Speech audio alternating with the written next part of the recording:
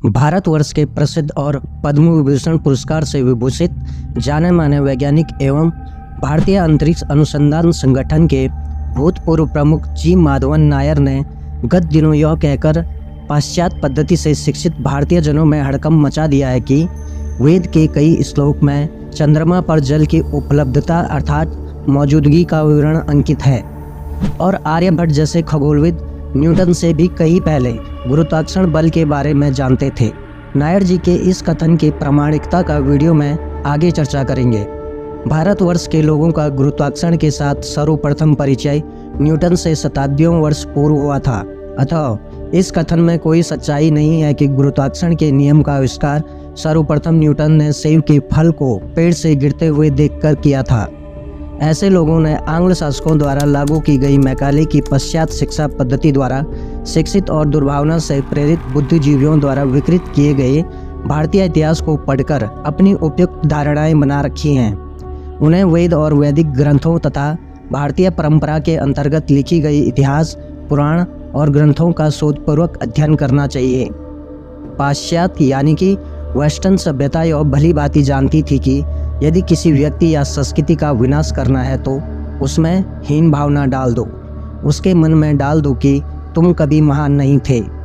तुम जो पहन रहे हो, तुम्हारे जो रीति रिवाज हैं, तुम्हारी जो भाषा है और तुम्हारी जो समाज व्यवस्था है वह दुनिया में सबसे बदतर है और उसे कभी पता न होने दो कि वह दुनिया की सर्वश्रेष्ठ सभ्यता है। और ऐसा हमारी भारतीय संस्कृति के साथ कई सालों से हो रहा है और इसी के चलते हुए कई सारी गलत थ्योरीज और कई सारे प्रोपेगेंडा चलाए जा रहे हैं। और कुछ ना हो सके तो डिवाइड एंड रूल का नियम अपनाओ, हिंदू और बौद्ध को आपस में लड़वाओ, ब्राह्मणों और दलितों को आमने सामने खड़े कर दो, कुछ भी करो लेकिन इस भारतीय संस्कृति को नुकसान पहुंचाओ। और इसी षड्यंत्र के अनुसार कई सारी बातें नहीं बताई जाती है। उन्हीं बातों में से एक है गुरुत्वाकर्षण का सिद्धांत।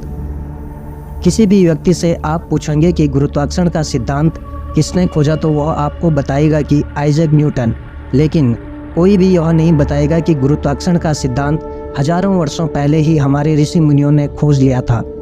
लेकिन हमारे ऋषि मुनियों का नाम कहीं भी नहीं बताया जाएगा, क्योंकि इन सिद्धांतों को अगर भारतीय ऋषि मुनियों ने खोज लिया था तो पश्चिम वैज्ञानिक महान नहीं कहलाएंगे, बल्कि यह वैज्ञानिक नकल करने वाले और चोर कहलाएंगे। तो आज की इस प्रस्तुति में हम वैदिक साहित्य में दिए गए गुरुत्वाकर्षण के सिद्धांत के बारे में और उन महान ऋषि मुनियों के बारे में बताएंगे। उससे पहले अगर आप इस चैनल पर पहली बार आए हैं तो कृपया चैनल को सब्सक्राइब और नोटिफिकेशन बटन दबाना ना भूलें और वीडियो को लाइक और शेयर ज़रूर करें। दोस्तों, न्यूटन से पहले बाहरी दुनिया को यह नहीं पता था कि सेब नीचे ही क्यों गिरता है, लेकिन हमारे भारतीय लोगों को पता था कि ऊपर फेंका गया मिट्टी का ढेला नीचे ही क्यों गिरता है। और इसी ही बात को हमारे महर्षि पतंजलि ने इस श्लोक में बताया है।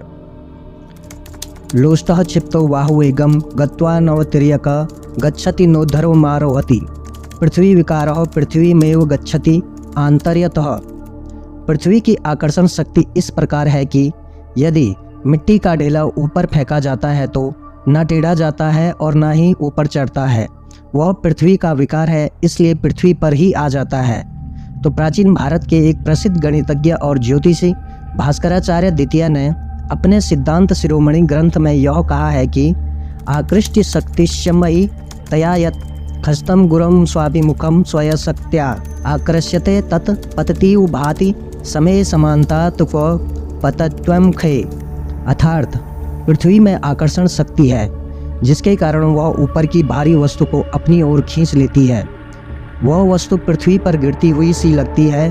पृथ्वी स्वयं सूर्य आदि के आकर्षण पर रुकी हुई है, अतः वह निराधार आकाश में स्थित है और अपने स्थान से हटती नहीं है और न ही गिरती है, वह अपनी धुरी पर घूमती है।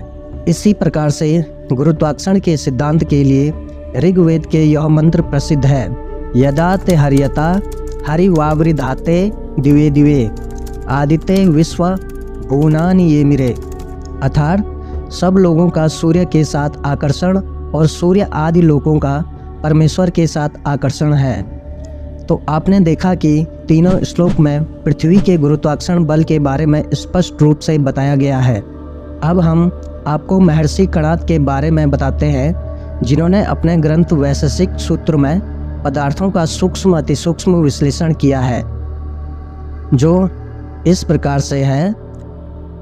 पृथिव्या पस्तेजो वायुराकाशे कालो दिगात्मा मन इति द्रव्याणि। अर्थात उन्होंने अपने ग्रंथ में पृथ्वी, जल, वायु, तेज, आकाश, काल, दिशा, आत्मा, मन, इन सभी प्राकृतिक पदार्थों का गहन विश्लेषण किया है और उनमें गुण धर्म बताए हैं, और साथ में गुरुत्वाकर्षण बल के बारे में भी बताया है। प्रकृति में वस्तुएं कैसे गति करती है यह बताते हुए उन्होंने कहा है, उत्क्षेपण मौक्षेपण माकुंचनम प्रशासनम गमनम मिति कर्माणि। उत्क्षेपण यानी ऊपर फेंकना, अपवर्ड मूवमेंट। मौक्षेपण यानी नीचे फेंकना, डाउनवर्ड मूवमेंट। माकुंचनम यानी सिकुड़ना, कॉन्ट्रैक्शन। प्रसारणम यानी फैलाना, एक्सपेंशन। और गमनम यानी हॉरिजॉन्टल मूवमेंट। यह गति के 5 प्रकार हैं। यहाँ कर्माणि का एक प्रासंगिक अर्थ है। कर्माणि को यहाँ एक्शन या फोर्स के रूप में लिया गया है। उत्क्षेपण गति कैसे पैदा होती है, इसके बारे में महर्षि कणाद ने विस्तार से बताया है। आइए हम इस उत्क्षेपण का विश्लेषण करते हैं। महर्षि कणाद ने उत्क्षेपण गति के लिए एक सूत्र दिया है, गुरुत्व प्रेरणम संयोगानम उत्क्षेपणम। गुरुत्व यानी ग्रेविटेशनल फोर्स, प्रयत्न यानी एक्सटर्नल अपवर्ड फोर्स, संयोगानम यानी कॉन्फ्लुएंस, उत्क्षेपण यानी अपवर्ड मूवमेंट। अब विस्तार से देखेंगे कि वास्तव में क्या इसका मतलब है। कल्पना कीजिए कि आप खड़े हैं और एक फुटबॉल को सीधे हवा में फेंक रहे हैं। अब इस गेंद पर 3 बल कार्य करते हैं। पहला वह बल है जिससे आप गेंद को ऊपर की ओर फेंकते हैं। वह भारी बल है जो आपकी ओर से फुटबॉल के अंदर आता है और गेंद में जोर पैदा करता है, तो वह ऊर्ध्वगामी बल है। दूसरा नीचे की ओर बल है, जो पृथ्वी का गुरुत्वाकर्षण बल है, जो फुटबॉल को नीचे की ओर खींचेगा। और तीसरा बल भी है जो वायु प्रतिरोध बल है। तो यह 3 बल हैं जो इस फुटबॉल पर काम करते हैं। यह सरल भौतिकी है जिसे हम सब जानते हैं। अब देखते हैं कि महर्षि कणाद क्या कहते हैं।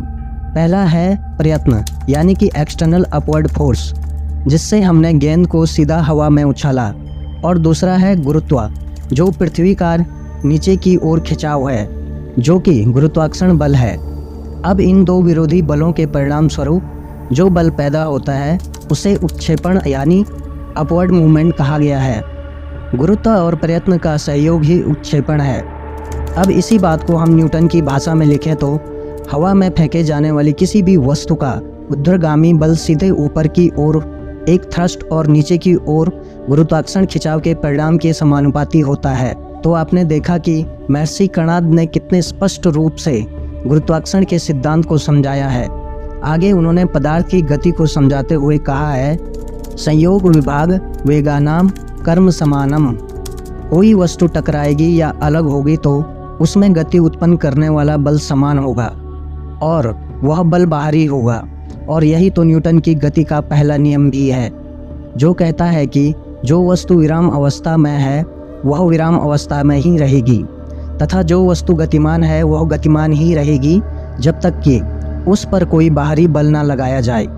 आगे महर्षि कणाद दूसरे सूत्र में समझाते हैं कि प्रयत्न विशेषानादेन विशेषः, अर्थात विशेष प्रयास का परिणाम विशेष आवेग में होता है। और यही है न्यूटन की गति का दूसरा नियम। किसी वस्तु के संवेग में आया बदलाव उस वस्तु पर आरोपित बल के समानुपाती होता है। महर्षि कणाद आगे और एक सूत्र में बताते हैं कि कार्य विरोधी कर्म, प्रत्येक क्रिया की हमेशा विरोधी क्रिया होती है। और यही है न्यूटन की गति का तीसरा नियम। प्रत्येक क्रिया की सदैव बराबर एवं विपरीत दिशा में प्रतिक्रिया होती है। तो आपने जाना कि न्यूटन से हजारों वर्ष पहले हमारे प्राचीन ग्रंथों में गुरुत्वाकर्षण और गति के नियम लिखित रूप में मौजूद हैं। इसके अतिरिक्त भी कई ग्रंथों में गुरुत्वाकर्षण का उल्लेख किया गया है। तो दोस्तों, आप चाहते हैं कि यह महत्वपूर्ण जानकारी ज़्यादा से ज़्यादा लोगों तक पहुँचे तो प्रस्तुति को लाइक, शेयर और कमेंट में सनातन धर्म की जय अवश्य लिखें। धन्यवाद। जय हिंद।